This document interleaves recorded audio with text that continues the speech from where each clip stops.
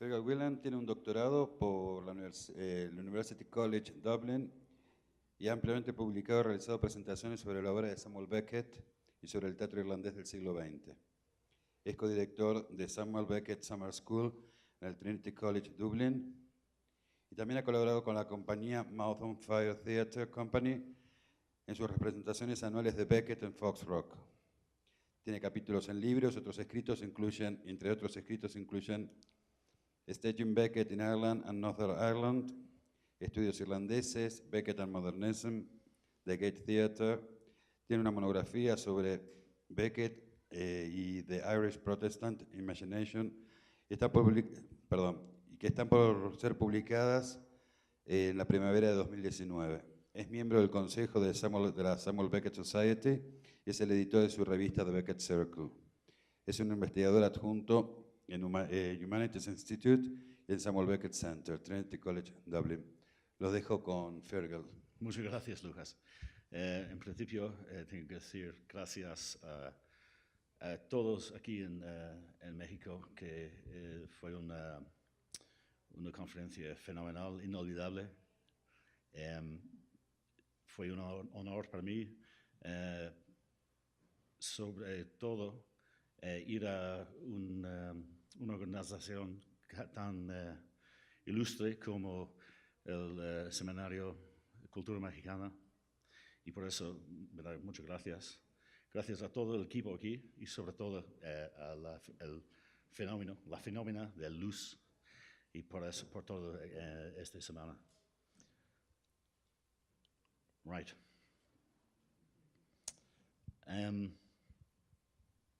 In the margins of his director's manuscript of Happy Days, Beckett wrote the word vaguen as a reminder to himself not to make himself too explicit. This note has frequently been read as part of the author's accepted method of extracting material, of stripping things back in his writing, so that what we're left with is a work which is unadorned and as spare as can be. By removing everything superfluous, it's believed, Beckett distills to the essence that which he's trying to express. I'll argue here that his intention of making things more vague, especially in historical references, increases the possibilities of latent meaning in his work, particularly when it comes to directly citing place or citing a historical event, so that these moments, far from being pared back and shorn of meaning, actually have extra layers of meaning piled on top of them, a process which serves to burden any straightforward understanding of single historic meaning, and which increases the ambiguity of meaning through a process of accretion rather than elimination. As Beckett stated, it is the perhaps that interested him more than the definite. To examine this process of vaguening, I want to look at 3 occasions in the work where Beckett evokes a significant moment from Irish history. At each point, the event is presented in a complicated and blurred fashion, and is done so that the actual memory of the event becomes unstable and its appearance resembles a mere trace, which might be overlooked or might even suggest an altogether different event. The first example comes from Les Expulsés, The Expelled, written in French in 1946 and translated into English in 1962. An individual is cast out of a house. Having aimlessly walked around an unnamed town, he hires a horse and cab. The town or city remains unnamed and seems to be important. Although it is the man's hometown, he is unsure of its geography. I did not know the town very well, scene of my birth. And although a reference is made to the Lüneburg Heath in Germany, no further information is supplied apart from the hint that it is a capital city. To the zoo, I said.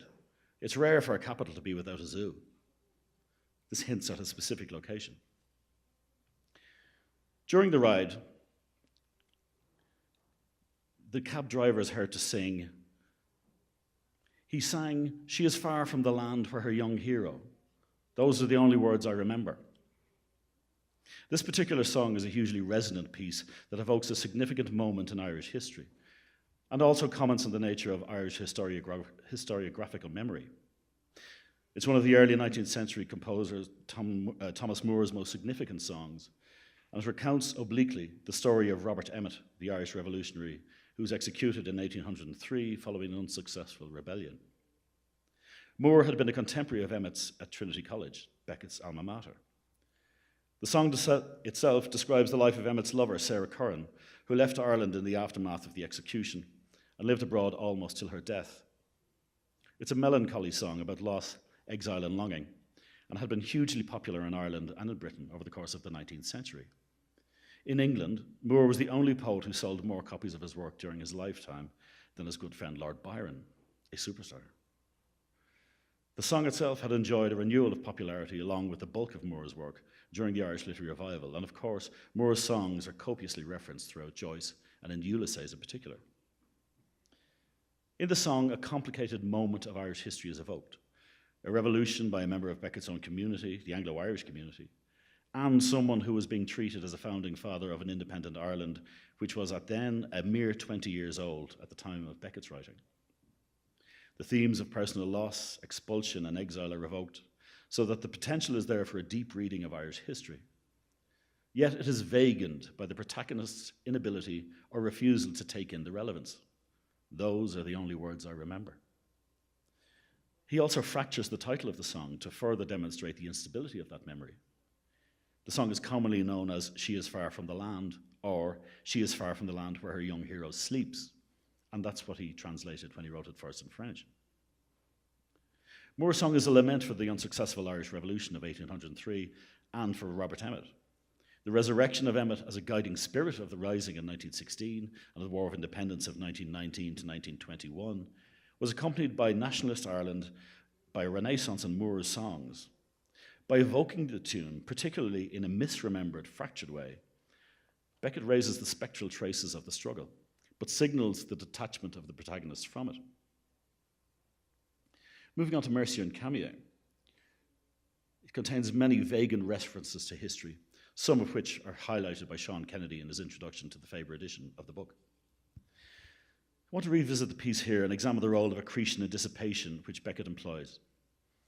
Mercier et Camier, written in 1946 and only translated for publication in 1970 to 73, eventually appeared as Mercier and Camier in 1974. At one point in the narrative, we are given almost a full page of description of landscape. In French, it begins with the following. Un chemin encore carrossable traverse la haute lande. C'est l'ancien chemin des armées. This translates into English as following. A road still carriageable climbs high over the moorland. It cuts across vast turf bogs, 1,000 feet above sea level, 2,000 if you prefer. It leads to nothing anymore. A few ruined forts, a few ruined dwellings. The most significant difference between the two pieces is the omission which Beckett makes for the English version. L'ancien chemin des armées is omitted completely, so that the identification of the road is less precise, in actuality more vague.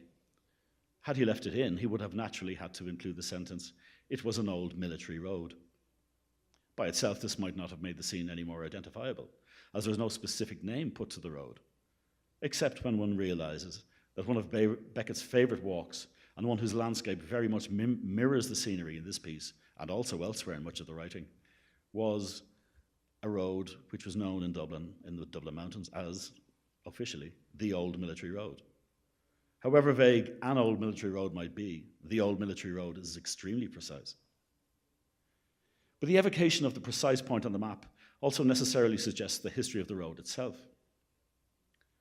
Singularly, the road has a precise function outside of merely providing a pathway between 2 points, in that it was built in 1800 to 1805 in the aftermath of the insurrections of 1798 and 1803.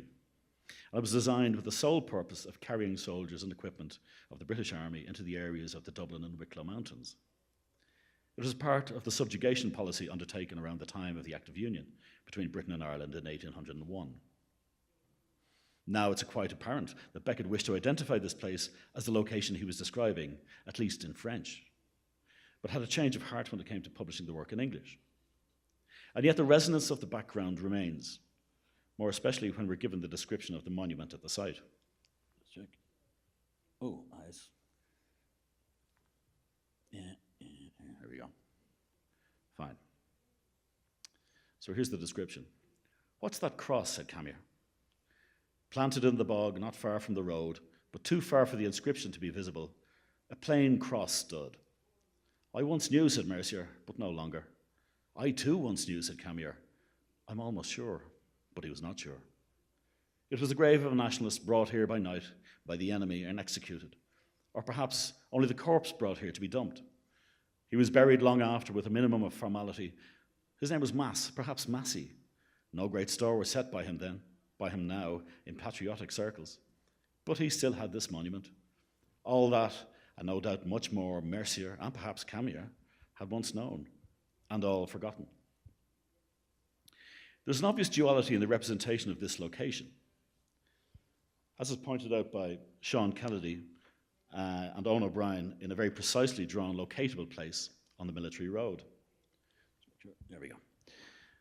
Here there's a monument to Noel Lamass, who fought on the losing Republican side in the Civil War and whose mutilated body was dumped there in 1923. While the place is obvious, the narrator's description and the understanding of the protagonists is hugely vaguened. The monument is too far to be properly visible. Both Mercier and Camier think that they have known what it stood for, but are no longer sure. Even the otherwise omnipotent narrator is vague on detail. The individual may have been buried there, or he may have been dumped. His name is not properly known. It may be Mass, or it may be Massey. In fact, it's neither. In his brilliant analysis of the passage, Sean Kennedy asserts that, quote, Beckett's uncertainty is a deliberate ploy, it seems, in a passage that appears to place his characters beyond the remit of Irish cultural memory, but cannot resist the reference to the upheaval that characterized Ireland's political past, unquote. I'd go further and suggest that Beckett's vaguening of the specific place expands the depth of resonance of Irish history by drawing in other possible echoes. One of the most notable places nearby is Massey's Wood.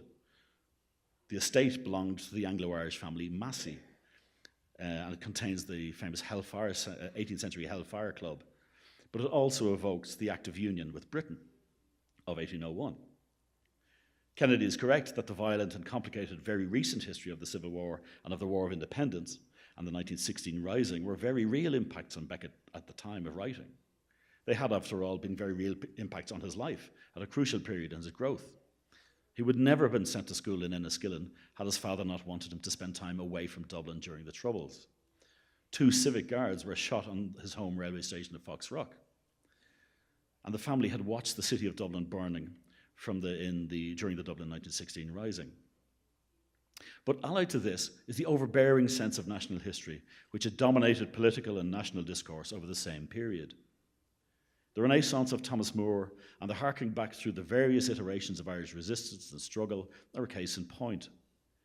The achievement of Irish independence necessitated the constant invocation of those moments of resistance throughout its history. Throughout the literary revival and the political developments over the late 19th century, the memory of significant moments of independence surrection over the courses of the previous 700 years were deliberately and starkly presented and represented and represented. The proclamation of the Irish Republic in 1916 most clearly describes this process of repetition. It says, in every generation, the Irish people have asserted their right to national freedom and sovereignty. 6 times during the past 300 years, they have asserted it in arms. What's apparent in the years before and after independence is that the iteration of history became a loaded and layered thing, overburdened perhaps with the weight of many ancillary moments. One historical moment necessarily evoked another, and the accretions and layers of that history loaded meaning onto what was initially there on its own. What Beckett seems to do is to make the presentation of a historical moment vague in order to uncover the extra layers, which may themselves also be vaguened by being misremembered, so that the historical moment becomes an ambiguous and a protean one.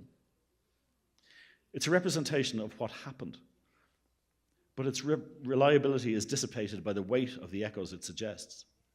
The very concrete and recognizable monument to the brutal killing of a named man, Noel Lamass, becomes a misremembered and ambiguous place with the ghostly echoes of the military in 1798, of the big house owned by the Masseys, and of the suggestions of times in between.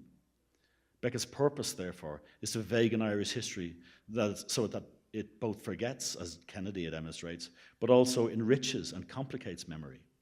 what Ricoeur describes as, quote, the passive persistence of the first impression, which, he asserts, would contain the secret of the enigma of a mnemonic trace. In a precise sense, Beckett's vaguening amplifies the trace of various histories while refusing to identify a precise event. The last example I want to examine employs the merest trace of historical reference, but indicates the process of vaguening as a fundamental in Beckett's whole aesthetic approach. A particular motif which recurs in the work from the very beginning, almost to the very end, and which illustrates Beckett's highly complicated engagement with the landscape, the specific landscape of his home, demonstrates the broad context of Irish literature in which the concern is echoed. In this motif, a young boy sits in the ferns in the Dublin mountains, gazing out to sea, and is convinced he can see the mountains of Wales and Snowdonia. In each case, he is admonished or disbelieved by his family when he tells them. Versions of the incident occur in works throughout the canon, from Dream Affair to Middling Women, right through to Company and the Letters. And of course, we had an example of that this morning from That Time, from David. Analysis of these descriptions reveals a recurring blurring of the idea of the real and imagined landscape in Beckett's representation. It is clear that for Beckett, the possibility of seeing Wales as much as the actuality of it remained important to him. In an illustrative letter to Georges Dutuit, he wrote the following. I shall never know clearly enough how far space and time are unutterable, and me caught up somewhere in there. Yes, all right, everyone makes free with them, with their claim to know where they are, amid what, since when, and for how long, according to the twitchings. One may just as well dare to be plain and say that not knowing is not only not knowing what one is, but also where one is, and what change to wait for, and how to get out of whatever on is, and how to know when it seems as if something is moving, which apparently was not moving, what it is that is moving, that was not moving before, and so on. Yesterday, it was so clear that I thought I could see from the high ground where I was, well above the sea, the mountains of Wales. It can be done for more than 100 kilometres. The tone of this description constitutes a means almost of convincing himself of the possibility of seeing. The ambiguity about the perception of Wales, whether or not it can really be seen, or whether or not it actually exists, is palpable in Beckett's rendition of the young boy's gaze. The pull it exerts on the boy seems to contain the possibility of something better, something more positive. In effect, Wales becomes more than an actual place. Rather, it assumes the role of a promised land with a mythic overtone.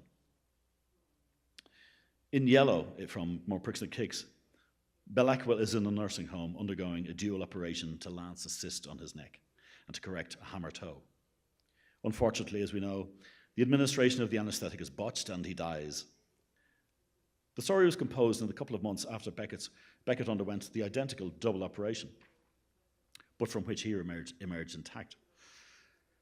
The detail of Belacqua's stay in the nursing home is described minutely in the story, allowing both James Knowlson and Anthony Cronin to conclude that the personal reality of the incident informed the content of the story to a large degree. In the description, Belacqua looks out of the window and describes the scene. Pale Wales in the east beyond the Land Commission. This is a particularly loaded sentence. Superficially, it re-evokes the moment of trying to see beyond the Irish Sea from his childhood. Yet it does so in a pun. Wales is not capitalized. Wales in this sense are ridges like you might find in cloth, or in this case maybe the pattern of clouds in a mackerel sky, so that Beckett is increasing the ambiguity of what he sees. He's conflating the original admonishment which he was given when he announced that he could see Wales and was told that it was clouds that he had seen. With linguistic bravura here, Wales the country can be confused with Wales the cloud pattern, not just visually, but in the ambiguity of the pun. There's a highly charged political meaning in his citation of the Land Commission. The Land Commission was a bureaucratic office set up in 1881 to administer the redistribution of the estate of landlords following what was known as the Land War. This tenant purchase scheme allowed the mostly Catholic peasantry buy out their land from the mostly Protestant and Anglo-Irish landlords. It had the effect of precipitating the rapid decline of the Irish ascendancy and set the modes of ownership which would be adopted by the newly independent state of 1922. It's hard to overstate the political significance of the office to the psyche of the dying community. Yellow frequently invokes the lot of the caste, his caste, with Balakwa citing his ancestral allegiance with his, quote, grand old Huguenot guts. And he describes himself, as Beckett did, as a dirty, low-down, low-church Protestant highbrow. Balakwa's death comes out of the blue, just as the perceived death of the caste is enabled by the actions of the land commission which he sees. There's also, however, a complexity and a vaguening in the geography of the setting. The reference to the land commission and further to the traffic on Merrion Row in a later sentence fixes the place very precisely, although it has never been named. It is never named. It must be the Skin Hospital on Hume Street in Dublin. So, theoretically, we know where Beckett has fixed this place. Yet, when you look in Owen O'Brien's meticulous Beckett country, the location of the hospital is given as the Elpis Nursing Home in Lower Mount Street. This has always confused me, and I went down to look at the location recently. The Elpis Nursing Home is nowhere near where the Land Commission was, nor indeed is it near Merrion Row at all. But O'Brien explains the reasoning behind his choice by saying clearly that although it was quite obvious to him that the original location was Hume Street Hospital, and he was a medic after all, Beckett had intervened during the process of compiling the book to correct O'Brien and asserted that the actual place was the Elpis Nursing Home. And he added insistently that it should be remembered that this was indeed the place where John Millington Synge had died. O'Brien adds the description of the sad event of Synge's death from George Moore's Hail and Farewell. Synge had asked to be raised up in the bed so that he could finally, for one last time, see his beloved Wicklow Mountains before he died. So what Beckett was doing here was a very complicated process.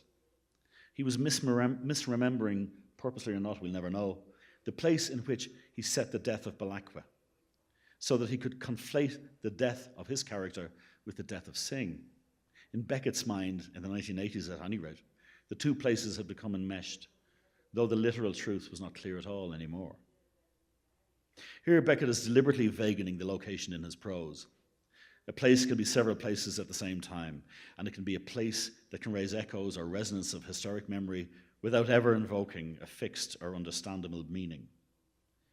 Vagueness also accounts for the remembering and misremembering of place, which might lead to objective inaccuracy, but also to an amplification of meaning by the accretion of extra resonances.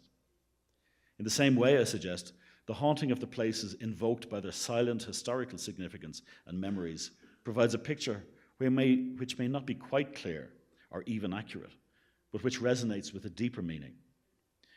Beckett's vaguening of place, of memory, of historical detail enriches and destabilizes accepted modes of evocation. The vague image expands meaning, like a sheet on a light bulb might diffuse the light by making it brighter and broader. It serves as pursuit of the perhaps.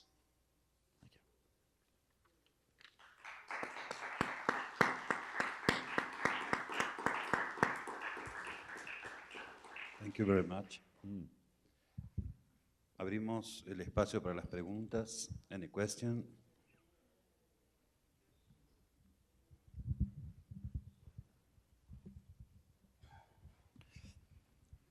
Thank you, Feargal. It was great. Really enjoyed it. Thanks, I was wondering, is this process of vaguening necessarily chronological? Does it ever go in the opposite direction? Is there any instance where you start off with something vague that then becomes more direct? And I'm probably here just making parallels with the work on Dante or even with some of childhood memories. And I'm thinking, for instance, if you think about childhood memories, there's that moment where, you know, in company you have the mother who's made a remark that you never forgot, but then before that you heard a version of the remark, and in the novellas you actually hear the mother saying to the child, you know, fuck off. So, you know, if in that respect you have, first you actually have, you know, the cutting retort, then you have a lessening or vaguening of that memory, and then you have a further vaguening. So does it always go in one direction, or does sometimes go in the other direction as well? I know what you mean. Offhand, slightly, sorry, not terribly well formulated, but no, I accept exactly. I see exactly what you're saying. I would say in the Mercier Camier example, it's interesting because the military road is the link, and that's a 1798 link, and then it's the 1922. And the military road, well, certainly in the French case, is very precise. And the vaguening comes with what happens in 1922. And then when he talks about the monument being to mass or massi, that seems to refer back to right beyond 1803, or 1803, when the road was built in the first place. So that it's going back and forth in between two. Yeah, so there are moments like that. And in each case, the military road, in the French version anyway at least, the military road is the only one that's obvious. The others are not quite right. Yeah. It's not mass, it's not la masse, it's not massi, but by not precisely remembering the name, he invokes all three, which are actually either side of the original point. Right. So it alters the chronology as well. Yeah, in between it. But I hadn't thought of that way of looking at it. Yeah. Great, thank you.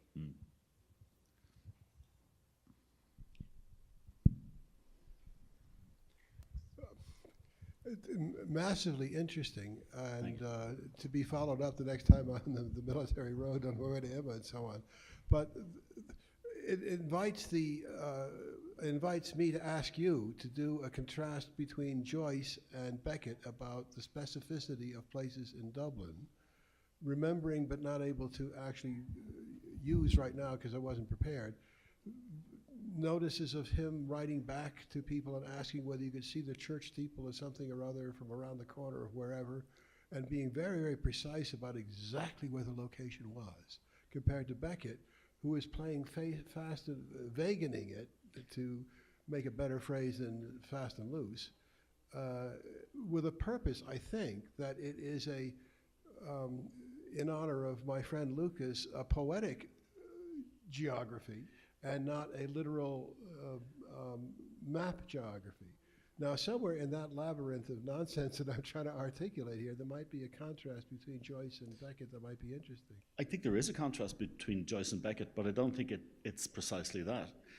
I've always felt that it is dangerous because Joyce is so precise, and because he asks for the precise height from the windowsill down, and when Bloom tries to jump into the cellar to see if it's possible, because he's being so meticulous with that what he, in the end, what he creates anyway is he reinvents a Dublin. What Beckett is doing, by being, for example, vague with the places, I think he absolutely understands what the precision is, but he first of all suggests that remembering is dangerous in the first place, that we will always misremember. But by misremembering them, we actually evoke those pieces that are there. So I think he is actually being precise about those places, even when he's giving them a very strange trace. So that what we might look at is that his evocation, when we put it all together, is probably a more useful evocation, if useful is the word, or certainly a richer evocation than Joyce's claim, which I still disbelieve, that what's in Ulysses isn't it's a facsimile of Dublin, but it's not Dublin itself. So it works on a different plane. It works off its own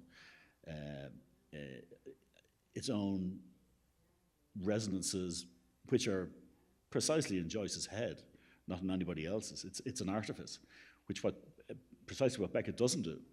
What Beckett does, I think, is show that we can't be sure about those resonances that come through. We can't be sure about the individual. But what we can do is they will always suggest something else. And I always think that when Beckett is writing, more so than Joyce in a way, Joyce, I think, is interesting because he's writing essentially, very certainly up to Ulysses, before the Irish Revolution, before the actual independence, when in fact the evocation of a mythic Ireland was more important than what actually happened in the aftermath, which Beckett lived through, and which was a genuine history, which was a history in the making of itself, in which the myths, which might have been used, but were no longer being taken as absolute, because in fact it was developing as it went along itself.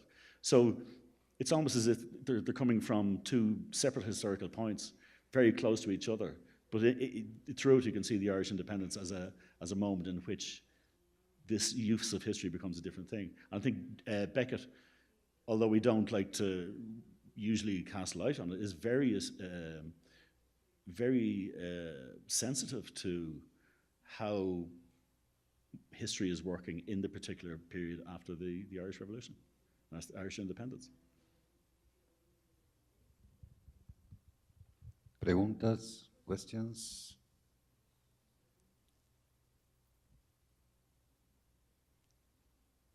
Bueno, muchas gracias, Feargal. Gracias. Muchísimas gracias. ¿Qué viene después?